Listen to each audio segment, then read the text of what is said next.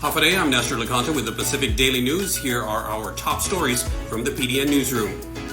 As many as 19 to 20 public schools may not clear sanitation inspections needed to open up next school year, more than the 14 initially anticipated, according to Wednesday's meeting of the Guam Education Board.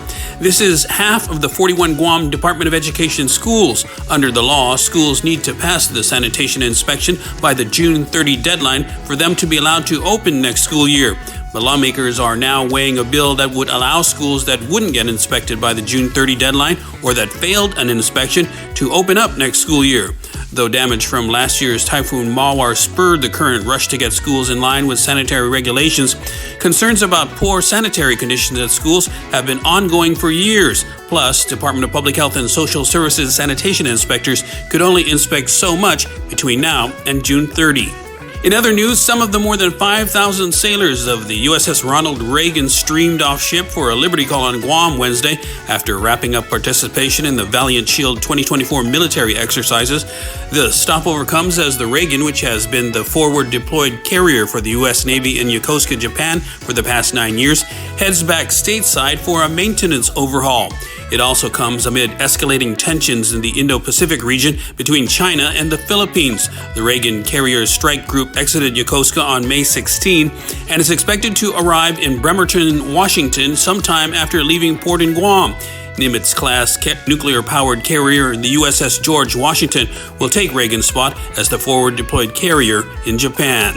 Guam Animals in Need President Lauren Cabrera and Delegate James Moylan are calling on United Airlines to resume a pet shipping program for the civilian community that was discontinued during the COVID-19 pandemic and later revived, but only for departing military personnel. Currently, United allows military personnel who leave Guam on permanent change of orders to ship up to 4 pets on its flight to Hawaii, where arrangements are then made to transfer to another mainland-bound carrier. Cabrera said they want United to extend the same opportunity to the civilian community. Moylan, in a recent letter to United Airlines President and CEO Scott Kirby, said, "When it comes to a bond between individuals and their pets, there is no distinction in whether the individual wears a uniform or not." Moylan also wrote that United has a pet travel policy within the 50 contiguous states, which makes him wonder why Guam, a U.S. territory, is excluded from this policy. In other news, a brownish-red stain in Tumon Bay waters is caused by seasonal plankton bloom and is generally non-toxic to swimmers, according to Guam Environmental Protection Agency. Biologists from Guam EPA concluded an assessment of Tumon waters Wednesday afternoon, said agency spokesman Nick Rupley-Lee. Though non-toxic, people with sensitivities may experience mild irritation after sustained contact with the blooms.